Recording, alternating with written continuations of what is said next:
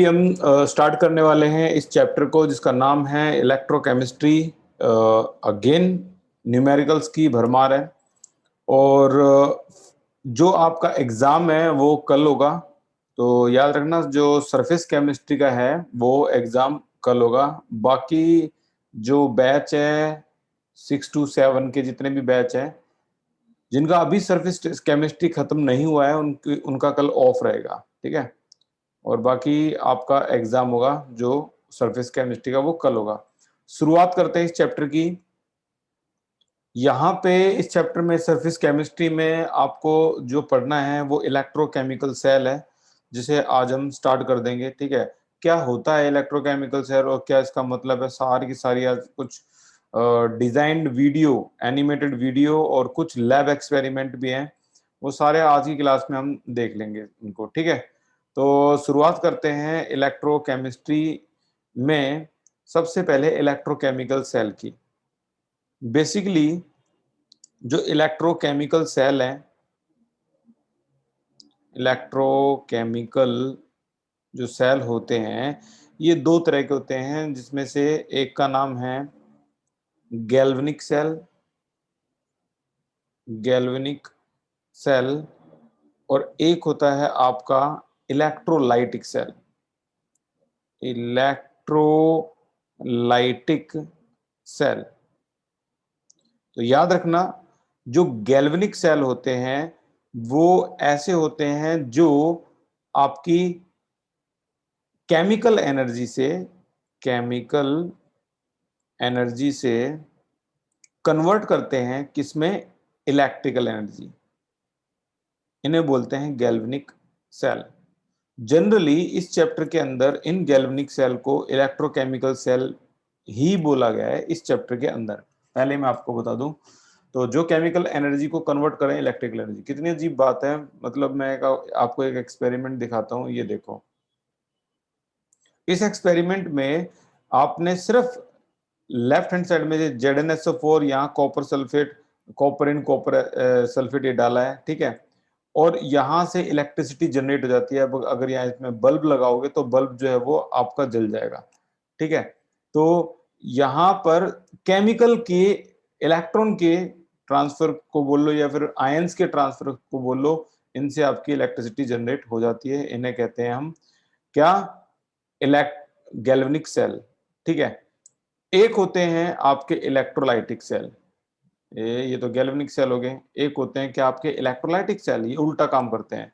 यहाँ इलेक्ट्रिसिटी दी जाती है तो ये इलेक्ट्रिकल एनर्जी को चेंज करके किसमें चेंज करते हैं, केमिकल एनर्जी में, केमिकल एनर्जी में ये चेंज करते हैं। यानी यहाँ बाहर से आप देखोगे, आप बैटरी लगी हुई है तो यहाँ बाहर से जो एनर्जी है, बाहर से आपकी इलेक्ट्रिसिटी है ना, ये वो सप्लाई की जाती है बाहर से।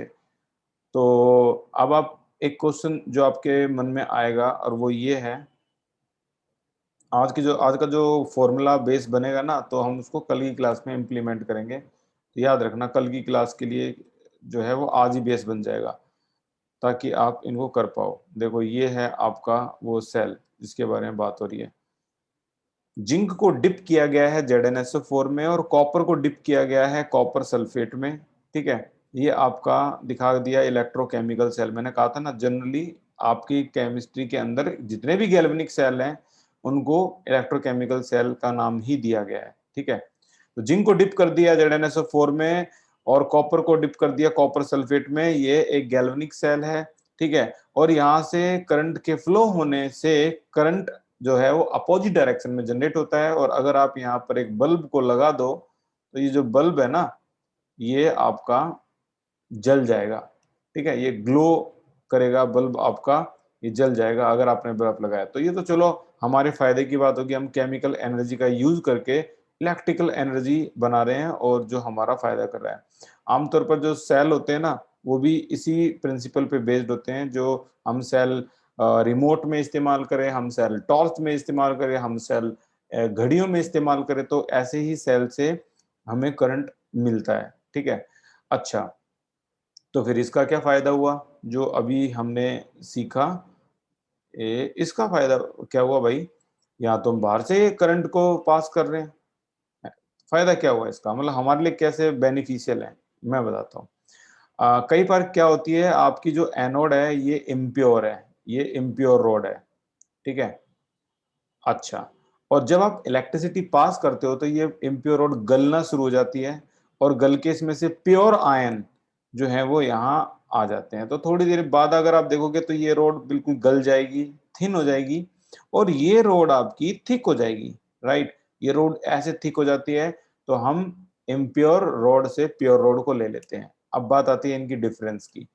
तो पहला डिफरेंस, दोनों में जो डिफरेंस होते हैं वो क्या क्या होते हैं, किस किस में, एक तो गैल्वेनिक सेल में और इलेक्ट्रोलाइटिक सेल में। पहला डिफरेंस, तो भाई पहला डिफरेंस ये है कि गैल्वेनिक सेल में जो एनोड होता है, ये सबसे बड़ा डिफरेंस है इसका।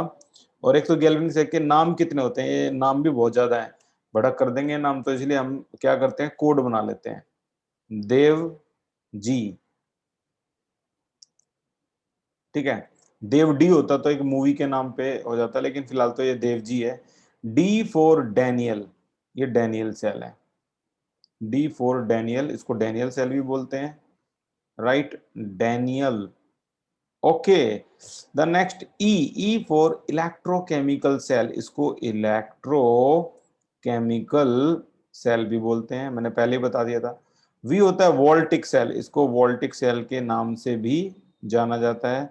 और जी होता है गैल्वेनिक सेल, इसको गैल्वेनिक सेल के नाम से भी जाना जाता है। तो इतने सारे नाम होते हैं इस गैल्वेनिक सेल के, ठीक है, देव जी। अच्छा, इलेक्ट्रोलाइटिक का कोई नाम नहीं होता, सिर्फ एक ही नाम है, इससे इसी काम चलाना पड़ेगा आपको। ये इलेक्ट्रोलाइटिक हो गया। अच्छा, और यहाँ पर अगर आप देखोगे और डिफरेंस की बात की जाए तो कितनी अजीब बात है, एनोड जो है, कोई बच्चा बता सकता है पॉजिटिव होता है या नेगेटिव होता है? एनोड आमतौर पर क्या होता है, पॉजिटिव और नेगेटिव, बताइए। अब कुछ बच्चे कह रहे हैं पॉजिटिव, कुछ बच्चे कह रहे हैं नेगेटिव, और आंसर है डिपेंड। इट डिपेंड कि आपका एनोड कौन सा है। सॉरी, एनोड जो है अगर गैल्वेनिक सेल का है तो ये एनोड आपका नेगेटिव होगा, और कैथोड यहां पर आमतौर पर पॉजिटिव होता है। समझ गए? अगर एनोड गैल्वेनिक सेल का है या फिर बोल लो इलेक्ट्रोकेमिकल सेल का, तो ये नेगेटिव होता है और ये पॉजिटिव होता है। अगर इसकी बात की जाए इलेक्ट्रोलाइटिक सेल की, लाइटिक के केस में आपका जो एनोड है, एनोड है ये आपका पॉजिटिव होता है, ठीक है।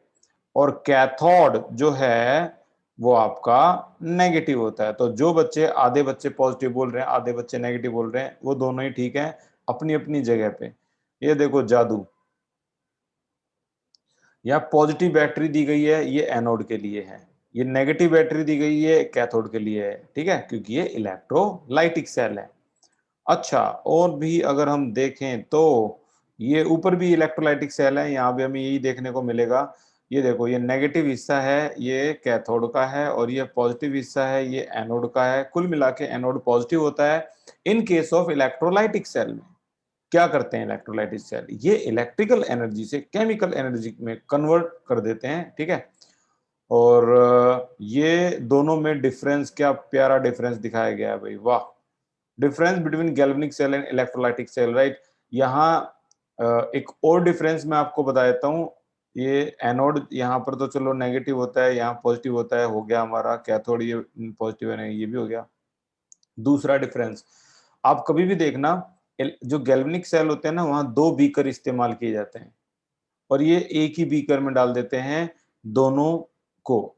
नाइन्थ क्लास में एक टॉपिक आता था, electrolytic refining of copper, electrolytic refining of copper, उसमें एक ही बीकर में दोनों इलेक्ट्रोड को डाल दिया जाता है, ठीक है। अरे कुछ जादू वादू कुछ नहीं है यार, तुम थोड़ा सा सर्च करोगे, मैं तो करूंगा ही, मैं तो रोज ही सर्च करके आपके सामने कुछ ना कुछ लाता हूँ, जो अभी दिखा रहा हूँ ये भी सर्च किया हुआ है। अदरवाइज आप YouTube पे चेक कर सकते हो, आपको सब लैब के एक्सपेरिमेंट मिल जाएंगे, क्यूरियोसिटी है तो। अच्छा, तो यहाँ दो अलग अलग वो होते हैं। यहाँ और क्या डिफरेंस बोल सकते हैं, यहाँ पर केमिकल एनर्जी चेंज होती है इलेक्ट्रिकल में, और यहाँ इलेक्ट्रिकल एनर्जी चेंज होती है केमिकल एनर्जी में। ठीक है, दूसरा डिफरेंस हो गया। अच्छा, कैथोड एनोड का हो गया। यहाँ पर स्पॉन्टेनियस रिएक्शन होती है। आपको पता है स्पॉन्टेनियस क्या है? अगर आपने ये दोनों इलेक्ट्रोड डाल दिए और आपने सॉल्ट ब्रिज लगा दिया, this is called salt bridge. क्या होता है, आज आप पूरे मतलब 8 दिन यही पढ़ोगे। ठीक है, गैल्वेनिक सेल आएगा आपके 10th डे पे, गैल्वेनिक सेल, तो ये तो आप पहले 8 दिन यही पढ़ोगे।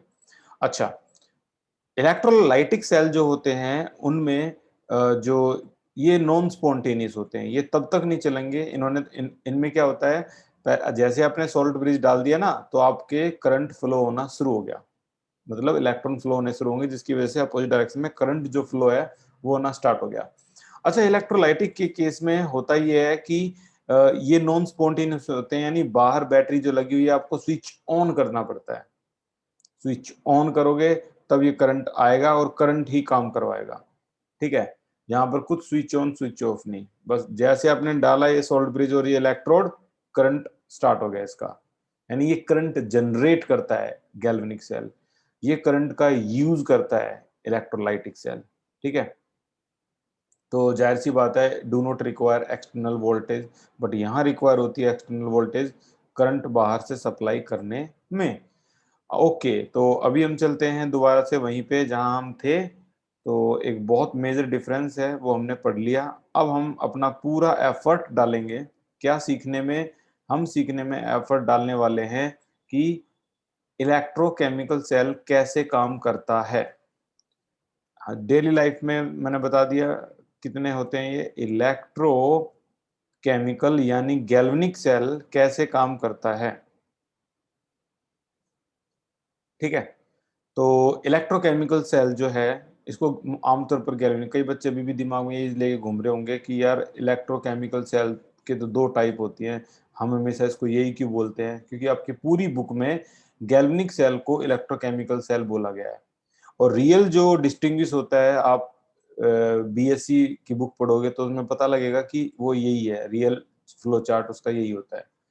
ठीक है, तो इलेक्ट्रोकेमिकल सेल जो हम आज की क्लास में शुरू करने वाले हैं, मैं आपको एक डेमो, 2 डेमो, तीन तीन बार में एक ही चीज को बताऊंगा, तो एंड ऑफ द क्लास आपके दिमाग में कुछ ऐसा होगा नहीं पूछने लायक। चलो, मैं एक अच्छा सा डायग्राम बनाने की कोशिश करता हूँ। ये 2 बीकर आपको भी बनाने हैं, ऐसे कर दो, एक बीकर ये बना दो, एक बीकर ये बना दो। ठीक है, एक एक कंपोनेंट को देखते रहना मैं क्या क्या डालूंगा इसमें। तो ये 2 बीकर हो गए। अब इस बीकर में एक इलेक्ट्रोड डाल दो। आमतौर पर जिंक को डालते हैं किसमें, ZnSO4 में, ये आपका ZnSO4 है। और आमतौर पर कॉपर को डालते हैं, ये कॉपर है, इसको डालते हैं किसमें, CuSO4 में। क्या कोई स्टूडेंट मुझे बता सकता है CuSO4 का कलर क्या होता है? बड़ा पॉपुलर है ये CuSO4। CuSO4 का कलर क्या होता है भाई, किस कलर का होता है ये? तनिष्का, सानिध्या, नव्या, नहीं नव्या गलत है, ऋतिक सही है, आकाश मलिक सही है, ये ब्लू कलर का होता है। ठीक है ना, ब्लू विट्रियोल, आपने जरूर पढ़ा होगा, वो यही होता है। अब जैसे ही इन दोनों को कनेक्ट किया और यहाँ लगा दिया एक बल्ब, इसके वायर में यहाँ पर बल्ब लगा दिया हमने, हमने देखा कि बल्ब जो है वो ग्लो कर ही नहीं रहा, बंद पड़ा है। तो क्या, कहाँ गलती होगी? चलो, जैसे ही हमने यहाँ लगाया तो अभी तक तो ग्लो नहीं कर रहा, लेकिन जैसे ही इसमें क्या लगा दिया, सॉल्ट ब्रिज लगा दिया, तो कुछ ऐसा हुआ कि माइग्रेशन ऑफ आयंस, या फिर बोल लो आयंस का फ्लो और इलेक्ट्रॉन का फ्लो स्टार्ट हो गया। यहाँ पर ना कॉटन के जैसा दिखने वाला ग्लास वूल लगा दिया जाता है, ताकि इसके अंदर भरा हुआ NaCl एकदम से खाली ना हो जाए। ग्लास वूल लगा दिया जाता है, एगार एगार जेल भी बोल देते हैं इसको कई बार, एगार एगार एगार एगार जेल। ठीक है, तो ये जेल इसको खाली नहीं होने देता। और क्या कमाल का प्रोसेस होता है, देखना भी ध्यान से। क्या डिस्कवरी की गई है। अब इसी प्रिंसिपल को इस्तेमाल कर लेते हैं आप अपने घरों में, इन्वर्टर में, गाड़ियों में इन्वर्ट, मतलब गाड़ियों में इलेक्ट्रिसिटी कहाँ से आती है यार? अरे यार, केमिकल एनर्जी का यूज करके इलेक्ट्रिसिटी प्रोड्यूस कर रहे हो। बैटरी ओकाया की रख रखी है वहां पर, माइक्रोटेक, ओकाया, ये बड़ी बड़ी बैटरी होती है, वही इलेक्ट्रिसिटी जनरेट करती है। ठीक है, एसी तक भी चला देती हैं गाड़ी के अंदर, देख लो कितनी पावर है।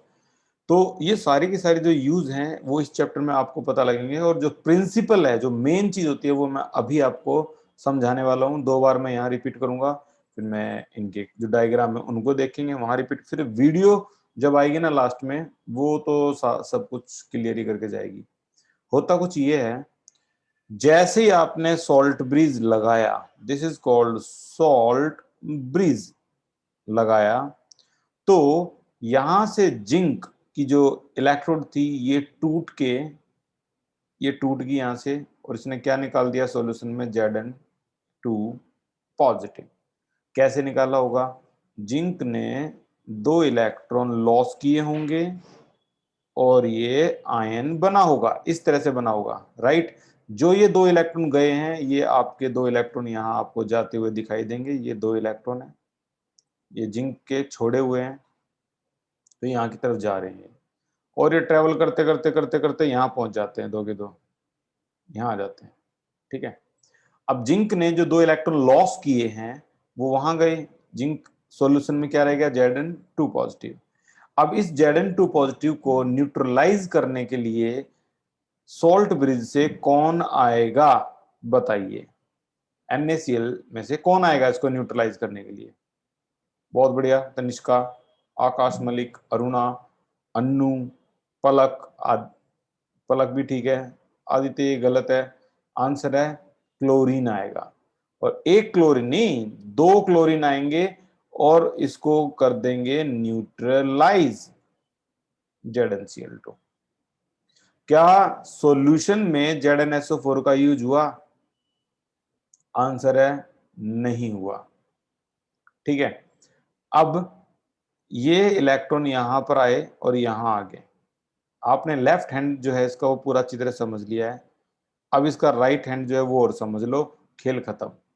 जैसे ये इलेक्ट्रॉन यहाँ आए, इलेक्ट्रॉन से ट्रेवल करते करते यहां आ गए भाई, ये 2 इलेक्ट्रॉन, इन इलेक्ट्रॉन्स को देखकर सॉल्यूशन में से, समझ लो अच्छी तरह से, सॉल्यूशन में से कॉपर सल्फेट का ब्रेकअप हो गया, कॉपर अलग, सल्फेट अलग। ठीक है, कॉपर ने अपने दोस्त सल्फेट को छोड़ दिया इन इलेक्ट्रॉन्स को देखकर, तो जैसे ही छोड़ा तो कैसे सीन क्रिएट हुआ होगा, कुछ कुछ ऐसा हुआ होगा। पहले कॉपर सल्फेट एक साथ रहते थे, अब कॉपर 2 पॉजिटिव आयन को देखकर इनकी तरफ बढ़ा, और पीछे किसे छोड़ के चला गया, सल्फेट, जो उसका कई सालों से दोस्त था। अब यहां कॉपर 2 पॉजिटिव जो ये दिख रहा है ना आपको, ये इन 2 इलेक्ट्रॉन को गेन करता है और एक न्यूट्रल कॉपर बनाता है, और इसके पीछे कौन था, सल्फेट। इस सल्फेट को बताओ न्यूट्रलाइज करने के लिए सॉल्ट ब्रिज में से कौन आएगा? कॉपर तो देखो न्यूट्रलाइज हो गया, जाहिर सी बात है। गुड, सोडियम आएगा, अरुणा, नव्या, आदित्य। तो 2 सोडियम यहां आते हैं, Na पॉजिटिव 2 आते हैं, और ये कंपाउंड कंबाइन होकर क्या बनाता है, Na2SO4। देखो, इस पूरी प्रोसेस में साइंटिस्ट ने एक चीज बिल्कुल क्लियरली बता दी कि इलेक्ट्रॉन का फ्लो हो रहा है। भाड़ में जाए ZnSO4 और जिंक, भाड़ में जाए कॉपर सल्फेट और कॉपर, केमिकल है यार, कॉपर क्या है, रॉड है, कहीं से भी ले लो, सस्ता सा केमिकल है, दोनों को लगा दो, सेटअप तैयार करो, सॉल्ट ब्रिज डालो, नमक बिल्कुल सस्ता है, कितना भी निकाल लो समुद्र में से, सी वाटर। और इस पूरी प्रोसेस में रिजल्टेंट क्या निकला कि इलेक्ट्रॉन फ्लो करो हो गया, और यही तो चाहिए था उनको। इलेक्ट्रॉन जैसे फ्लो हुआ, अपोजिट डायरेक्शन में करंट फ्लो हो गया, और यही करंट की वजह से ये जो बल्ब इतनी देर से बंद है, अब ये ग्लो करने लग गया, इस तरीके से ग्लो कर गया। और यही तो हमें चाहिए था, हमने इलेक्ट्रिसिटी प्रोड्यूस कर दी केमिकल का यूज करके। तो कहीं ना कहीं केमिस्ट्री फायदेमंद भी है, कोई पॉल्यूशन भी नहीं है, किसी तरह का कोई पॉल्यूशन नहीं, ठीक है। तो कहीं ना कहीं केमिस्ट्री फायदेमंद भी है। तो यहाँ पर इनके इस डायग्राम ने भी इसी बात को समझाया है। वोल्टामीटर किस तरीके से रीडिंग देता है, करंट कैसे फ्लो होता है, करंट इस डायरेक्शन में फ्लो हो रहा है, ठीक है। अब मैं कुछ हिडन क्वेश्चन आपको बता देता हूँ, जिसपे आमतौर पर बच्चे ध्यान नहीं देते, फिर बाद में प्रॉब्लम होती है। देखो ZnSO4 मान लो आपने 100 ले रखे हैं, यानी जो सॉल्यूशन है ना इसका ZnSO4 का, ये 100 मॉलिक्यूल है सॉरी। तो 100 में से एक भी यूज नहीं हुआ, लेकिन यहां कॉपर सल्फेट अगर 100 है, आपने देखा एक कॉपर सल्फेट यूज हो गया, और धीरे धीरे अगर यही प्रोसेस एक बार और हो जाए तो धीरे धीरे होगा क्या, लगातार यहाँ कॉपर डिपॉजिट, लगातार कॉपर डिपॉजिट, डिपॉजिट, यहां पर लगातार जिंक टूटता रहेगा, यहां लगातार कॉपर डिपॉजिट, डिपॉजिट, डिपॉजिट। तो एंड में क्या सीन क्रिएट होगा, ये रोड बिल्कुल पतली हो जाएगी और ये रोड थिक हो जाएगी, यहां से मोटी हो जाती है, ठीक है। और फ्लो ऑफ करंट हो गया हमारा। तो ये पूरा प्रोसेस समझ में आ गया होगा। इक्वेशन नंबर, इसे बोलेंगे हम नंबर 1, ये नंबर 1 होती है, ये नंबर 2 होती है। इन दोनों को इंडिविजुअल रिएक्शन बोलते हैं या हाफ रिएक्शन बोलते हैं। मैं लिख देता हूं half reaction. At anode, anode पे कौन सी हाफ रिएक्शन हुई भाई, जिंक ने 2 इलेक्ट्रॉन लॉस किए और ये एनोड पे हाफ रिएक्शन हुई। एट कैथोड, कैथोड पे कौन सी रिएक्शन हुई, तो कॉपर ने 2 इलेक्ट्रॉन गेन किए और आपका कॉपर बन गया, ये कैथोड पे रिएक्शन हुई। अच्छा, 2 इलेक्ट्रॉन से 2 इलेक्ट्रॉन कैंसिल, हर बार ऐसा ही होगा। जिंक प्लस में copper 2 positive will give you Zn2 positive plus में कॉपर, और ये रिएक्शन जो होती है ना इसको बोलते हैं हम ओवरऑल रिएक्शन, जो आपने 11th क्लास में भी पढ़ी होगी। दिस इज ओवरऑल रिएक्शन, ठीक है। इन्हें क्या बोलेंगे, ये होते हैं आपकी हाफ रिएक्शन, हाफ रिएक्शन या इंडिविजुअल रिएक्शन, ठीक है।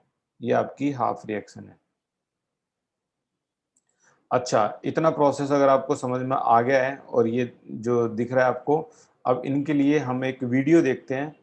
और अब हमें वीडियो के लिए कहीं जाने की जरूरत नहीं होगी, यहीं पे कोई ना कोई लिंक है जिसके जरिए हम इसको समझ पाएंगे, ठीक है। तो भाई ये वीडियो जो है इसको हम देखते हैं एक बार।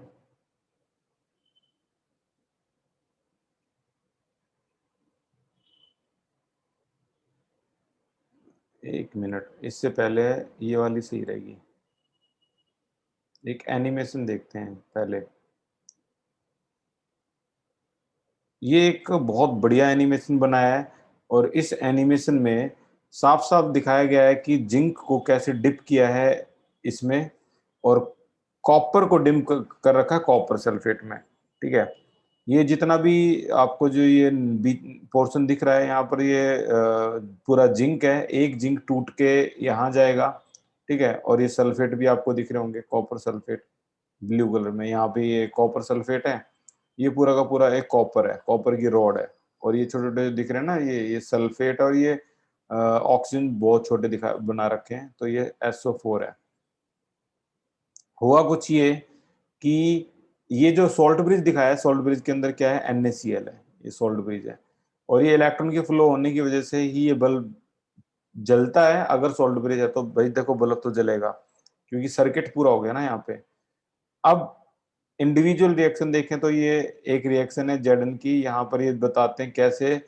ये देखो जैसे जैसे जिंक टूट के जा रहे हैं, रॉड आपकी कम होती जा रही है, देखो रॉड, इलेक्ट्रोड कम होती जा रही है, इसे बोलते हैं इलेक्ट्रोड थिन होगी। और यहाँ पर ये लगातार इलेक्ट्रॉन आए, कॉपर ने इलेक्ट्रॉन लिए, और ये इसकी इलेक्ट्रोड थिक होती जा रही है, ठीक है। ये तो चलो ये देखो, ये कॉपर लगातार थिक होती जा रही है, जुड़ती जा रही है, बिकॉज लगातार इलेक्ट्रॉन आ रहे हैं। ठीक है, प्रोसेस आपको पता ही लग गया यार, अब इसमें और कोई ज्यादा लंबी चौड़ी कहानी है नहीं। तो ये थिक होगी, थिन होगी, और देखो लगातार इसमें से भी क्या निकल रहे हैं आपके, सोडियम निकल रहे हैं, और वो सोडियम उसके साथ इसमें से क्या निकल रहे हैं, सोल्ट ब्रिज में से आपके आपका क्लोराइड निकल रहे हैं, जो जिंक के साथ ZnCl2 बना रहे हैं। ठीक है, इस तरीके से।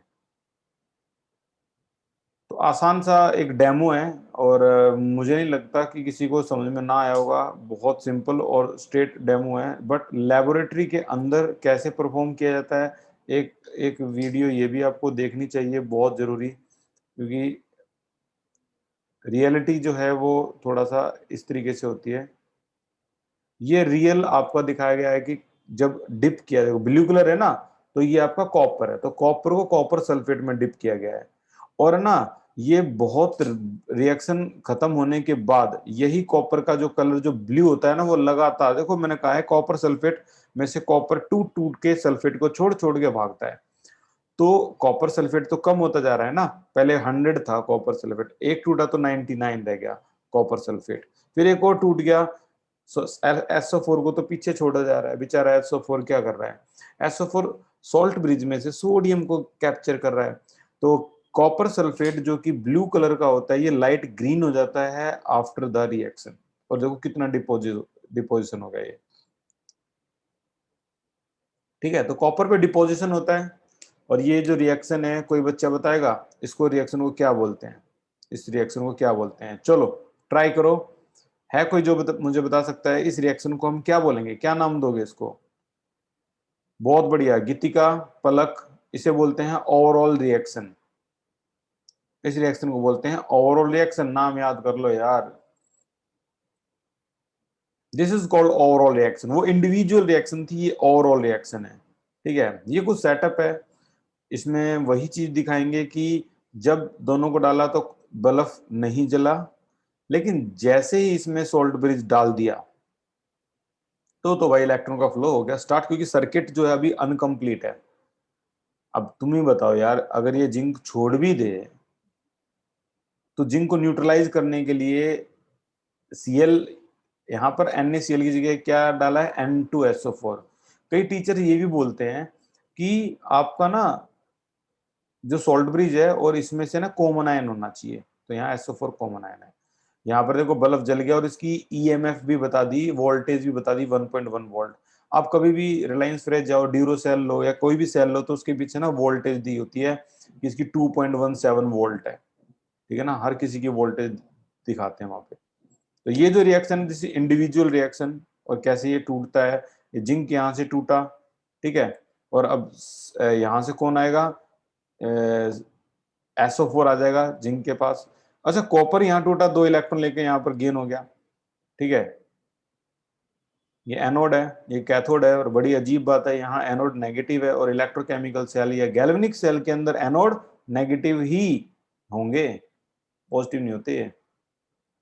अब कुछ रियल देख लेते हैं, जब लैब में जाते हैं तो हमें कैसा दिखाई देता है सब कुछ। जब ये डेमो देखते हैं ना, तब हमें लगता है कि हाँ भाई एक्सपेरिमेंट परफॉर्म किए जाते हैं। Middle East Technical University, electrochemical, electrochemistry, voltaic cell भी बोलते हैं, नाम इसका वोल्टिक सेल भी आपको पता है। केमिकल जो यूज होने वाले हैं, ZnSO4 कॉपर सल्फेट, अलग अलग मोलैरिटी के ZnSO4 कॉपर सल्फेट है। ये कुछ वायर है जो इस्तेमाल होंगी, ये वोल्टामीटर है जो हमें बताएगा कि कितनी रीडिंग हमारे पास आई है। ठीक है ना, कितना हमने करंट जनरेट कर दिया है। ये है वो सोल्ट ब्रिज, और इस पे एगार एगार जेल होता है, या फिर ये बड़ा सिंपल, उन्होंने 2 बीकर ले रखे हैं, एक में डालेंगे ये ZnSO4, एक में डालेंगे कॉपर सल्फेट। ठीक है, तो रंगारंग कार्यक्रम शुरू होने वाला है बस। ये लो जी, ये है इसकी जिंक की रॉड, जिसे डिप करेंगे ये किसमें, ZnSO4 में, और कॉपर की रॉड, कॉपर तो आपको पता है ना येलो इस कलर का होता है थोड़ा सा, वोल्टामीटर से जोड़ दिया। वोल्टामीटर हमें रीडिंग देगा कि इसकी कितनी वोल्ट रीडिंग है। ठीक है, तो देर किस बात की, लगाओ भाई। अभी फिलहाल 0 पे लाके छोड़ दिया इसने रीडिंग को, देखते हैं कितनी रीडिंग आती है अब। तो ये सोल्ट ब्रिज उन्होंने पहले ही लगा दिया है, अच्छी बात है, सोल्ट ब्रिज पहले ही, और इसके अंदर भर दिया है उन्होंने NaCl को, NaCl का सॉल्यूशन बना के इसको भर दिया। जैसे डिप किया इसने, वोल्टामीटर हरकत में आया है, और जैसे ही अब डिप कर दिया तो वोल्टामीटर पूरा हरकत में आ गया। जैसे कि आप देख पा रहे हो वोल्टेज आ रही है 1.08, 1.08 वोल्टेज ये दिखा रहा है। ये इस बात का सबूत है कि इलेक्ट्रिसिटी जनरेट हो रही है और इलेक्ट्रॉन जो है वो फ्लो कर भी रहे हैं, ठीक है। तो ये चीजें एक्सपेरिमेंटल ट्रू हैं, ये कोई अभी दिख नहीं रही है उसमें रिएक्शन होती हुई भी, बट स्लोली स्लोली बबल्स वगैरह आपको दिखाई दे जाएंगे। तो ये वो एक्सपेरिमेंट था भाई। अब तो उम्मीद है सभी को समझ में आ गया होगा, और अगले जो 4 मिनट है, मैं उन अगले 4 मिनट में सारे जितने भी फॉर्मूले होते हैं ना डिजाइन करके ये सारे के सारे आपके सामने रखता हूँ। तो जो चीजें हमने किस में पढ़ ली थी, 1 मिनट, जो चीजें हमने पढ़ ली थी 11th क्लास में उससे आगे चलेंगे भाई। 11th क्लास में हमने इतना तो पढ़ लिया था, ओवरऑल रिएक्शन के बारे में पढ़ लिया था। अब अगला जो स्टेप होता है वो होता है सेल रिप्रेजेंटेशन, सेल रिप्रेजेंटेशन। और सेल रिप्रेजेंटेशन के अंदर क्या करते हैं हम, डबल स्लैश लेफ्ट और राइट करते हैं, ठीक है। लेफ्ट में हम एनोड को लिखते हैं और राइट में हम कैथोड को लिखते हैं। अब देखो ये इतना बड़ा भारी भरकम डायग्राम बनाया ना, ये बनाने की कोई जरूरत नहीं है अगर आपने सेल रिप्रेजेंटेशन या सिंबॉलिक रिप्रेजेंटेशन बना दिया है तो। एनोड में क्या डाला था आपने, जिंक को डाला था। किस में डाला था, ZnSO4 में डाला था, तो उसका आयन लिख दिया मैंने। अच्छा, इसकी कंसंट्रेशन क्या थी, आपने देखा था ना अभी लैब में वो कंसंट्रेशन लेके गए थे। आमतौर पर ऐसे ही कंसंट्रेशन आपको दिखाई देगी, लाइक 0.1 मोलैरिटी, ठीक है। जो आपने देखा था ना उस पे हर बोतल पे कंसंट्रेशन गिवन थी। ऐसे ही कॉपर को कॉपर सल्फेट में डाला है तो पहले आयन को लिखते हैं, ये रूल होता है। मान लो इसकी कंसंट्रेशन है 0.01 मोलैरिटी और इसको डिप किया गया है, कॉपर को डिप किया गया है कॉपर सल्फेट में, दैट इज कैथोड। ओके, अब ये सेल रिप्रेजेंटेशन है। सेल रिप्रेजेंटेशन को देखकर हम बता सकते हैं E nought cell. E nought cell होता है आपका स्टैंडर्ड इलेक्ट्रोड पोटेंशियल। नॉट जो है वो सिंबल करता है स्टैंडर्ड को, और फॉर्मूला क्या होता है, E nought right minus E nought left. Right में कौन है, कैथोड, तो इसको बोल देते हैं E nought cathode minus E nought anode. अब कैथोड पे कौन है, कॉपर, तो इसको बोल देते हैं E nought Cu2 positive slash Cu minus में E nought Zn2 positive slash Zn। इस बात को याद रखना अच्छी तरह से कि पहले ई नॉट की रिप्रेजेंटेशन में आयन आता है फिर एटम आता है। कुछ बच्चे को अभी भी पता नहीं होगा, हालांकि 11th की बात है।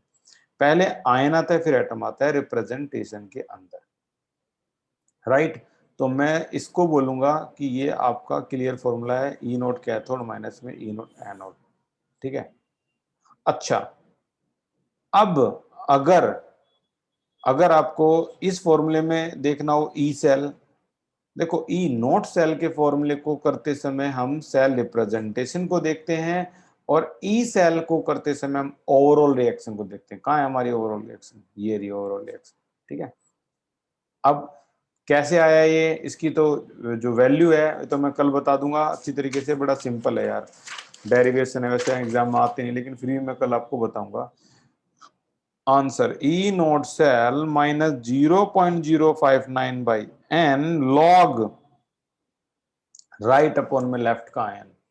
राइट का आयन कौन सा है, कई बच्चे सेल रिप्रेजेंटेशन देख लेते हैं, यहाँ भी राइट का आयन कॉपर है, गलत हो गया ना। मैंने क्या कहा था, ई सेल वाले फॉर्मूले में है हम ओवरऑल रिएक्शन को देखते हैं, तो राइट का आयन कौन है, जिंक। अगर आपने सेल रिप्रेजेंटेशन देख लिया तो आपका राइट का आयन कॉपर दिखाई देगा, क्वेश्चन गलत हो गया। तो जिंक अपॉन में कॉपर, यहाँ जिंक आ गया अपॉन में कॉपर आ गया। तो ये जो फॉर्मूला है इस पे हम करेंगे तकरीबन 15 न्यूमेरिकल, ठीक है। मैं फिर से अपनी बात रिपीट कर देता हूं, ये दो फॉर्मूले जो मैंने इस डब्बे में बंद किए हैं ना, उसमें से ऊपर वाला फॉर्मूला है ई नॉट का, और ये कैसे आता है, ये सेल रिप्रेजेंटेशन को देखकर आता है। और जो बॉटम में फॉर्मूला है ये कैसे आता है, ये ओवरऑल रिएक्शन को देखकर आता है, इसको देखकर आता है, राइट अपॉन में लेफ्ट का आयन, ठीक है। और यहाँ पर राइट माइनस लेफ्ट। तो ये दो फॉर्मूले जो अभी डिजाइन हो गए हैं, इन पे हम कल अटैक करने वाले हैं, कैसे कैसे आंसर आएंगे। तो ये थी आज की class. Thank you so much for the class. Take care, मिलते हैं अगली क्लास में।